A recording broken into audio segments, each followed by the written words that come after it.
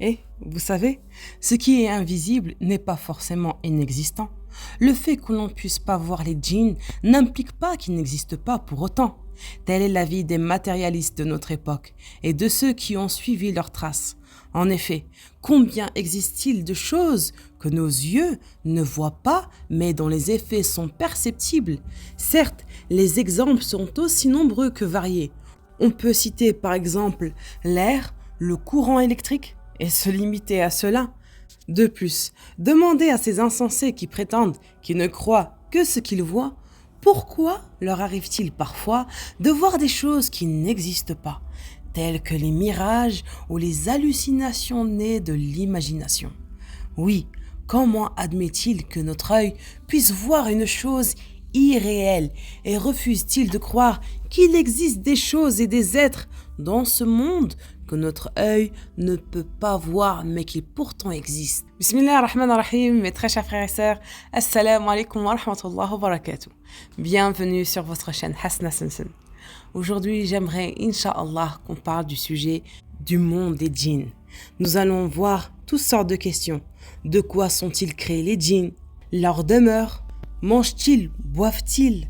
Les djinns peuvent-ils changer de forme et d'apparence? Existe-t-il des femelles et des mâles parmi les djinns? Est-ce que les djinns ont des rapports sexuels? Et est-ce qu'ils ont une progéniture?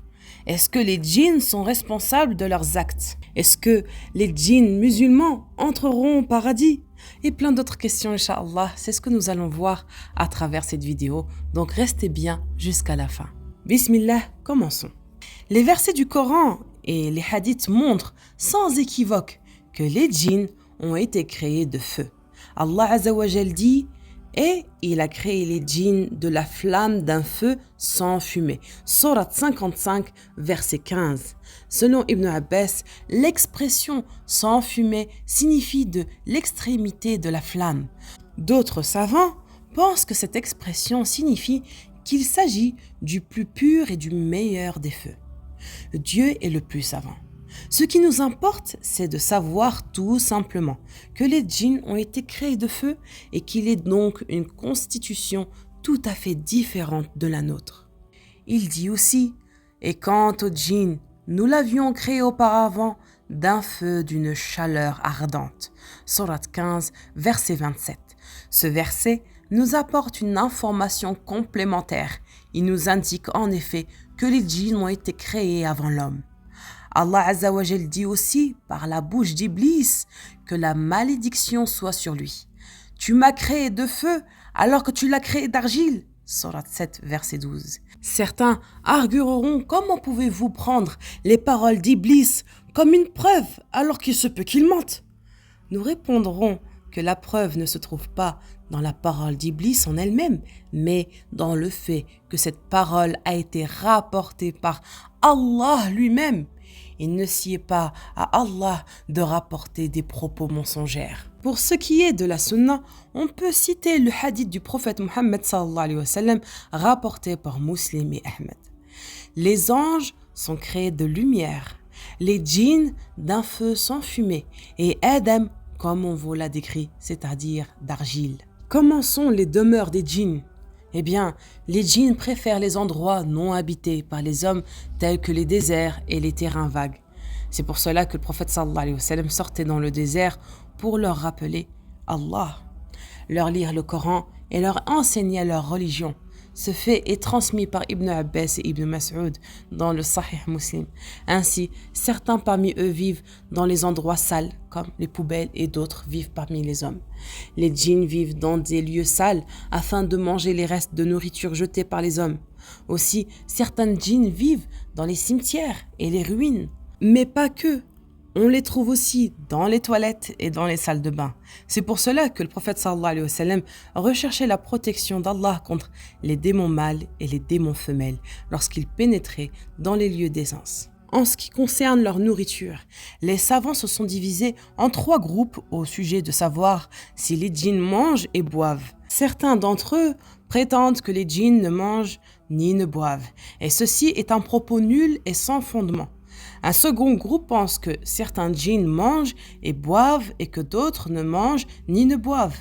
tandis que le dernier groupe prétend que tous les djinns mangent et boivent. Al-Bukhari rapporte un hadith dans lequel il est mentionné que le prophète sallallahu alayhi wa sallam demanda à Abu Huraira de lui apporter des pierres avec lesquelles il puisse se nettoyer. Il dit « N'apporte pas d'os ni d'excréments ». Plus tard, Abu Huraira lui demanda la raison de cette interdiction. Il dit « Ils font partie de la nourriture des djinns. Une délégation des djinns Nasibi, qui sont les meilleurs parmi les djinns, est venue me demander des vivres pour un voyage.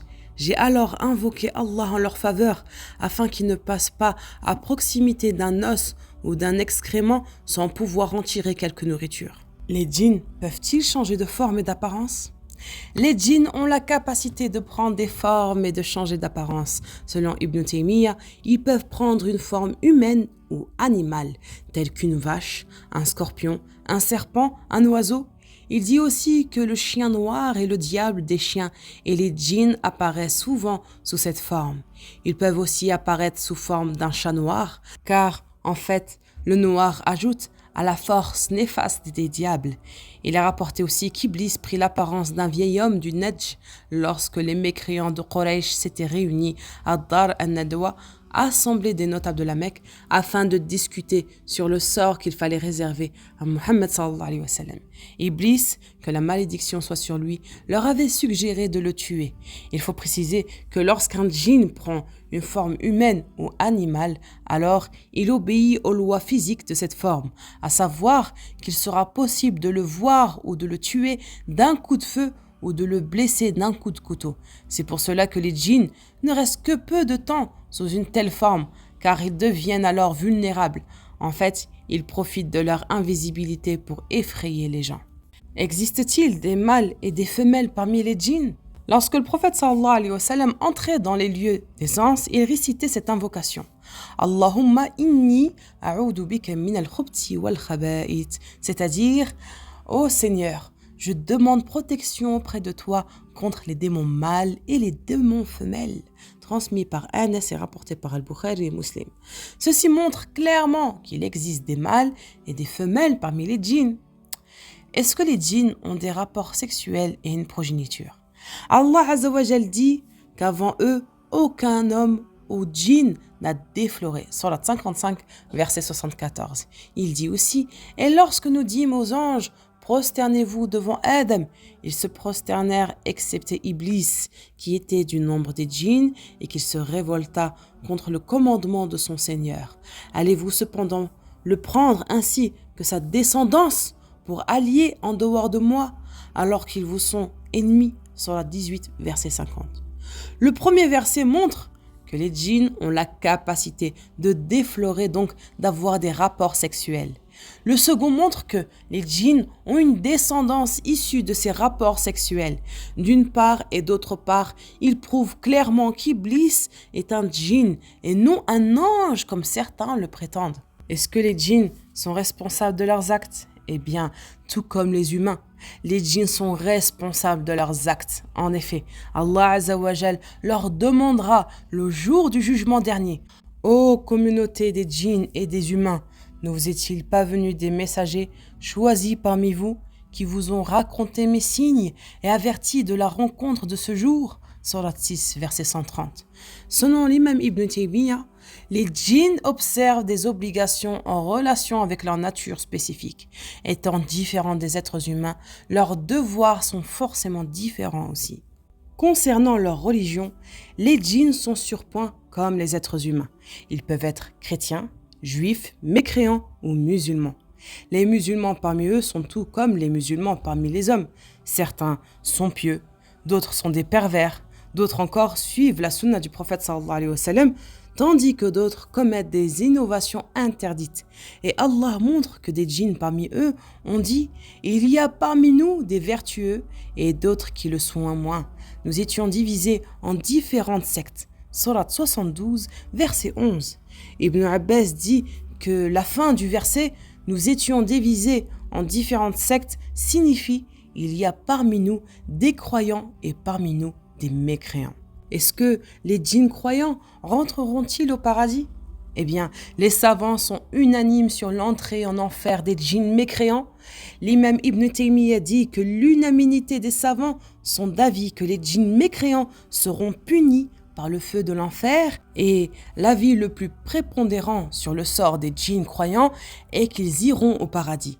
L'imam Ibn Kathir dit à ce sujet que la vérité consiste à dire que les djinns croyants, tout comme les hommes croyants, iront au paradis. Il dit que les savants qui sont de cet avis s'appuient sur le verset suivant relatif aux houris du paradis, qu'avant eux, aucun homme ou djinn n'a défloré. Surat 55, verset 74. Est-ce que les djinns ont peur des humains? L'imam Ibn Kathir rapporte dans son tafsir que les Arabes avaient l'habitude, quand ils voulaient camper dans un lieu, de demander la protection du chef des djinns qui s'y trouvait de peur de leur nuisance. En constatant cela, les djinns accablaient les hommes par la peur, la folie et la détresse, de sorte que ces derniers redoutaient la puissance des djinns à tout moment et à tout lieu. Ikrima a expliqué ce fait et dit: les djinns et les hommes se redoutaient mutuellement, mais les djinns éprouvaient une crainte plus intense que les hommes. Quand les hommes descendaient dans une vallée, les djinns prenaient la fuite. Le chef des humains disait: nous demandons la protection du maître de cette vallée. Les djinns se disaient alors: puisqu'ils nous craignent, approchons-nous d'eux et accablons-les par la folie et la peur. Tel est le sens des dires. Allah Azza wa Jal dit: or, il y avait parmi les humains des mâles qui cherchaient protection auprès des mâles parmi les djinns, mais cela ne fit qu'augmenter leur détresse. Surat 72, verset 6. Il ressort de ce récit que les djinns sont des êtres peureux par nature, mais qu'ils peuvent ressentir les sentiments de l'humain, tels que la colère, la tristesse, la peur ou l'inquiétude. En fait, finalement, les djinns profitent de ces états de l'homme pour le mettre en déroute et susciter l'effroi dans son cœur.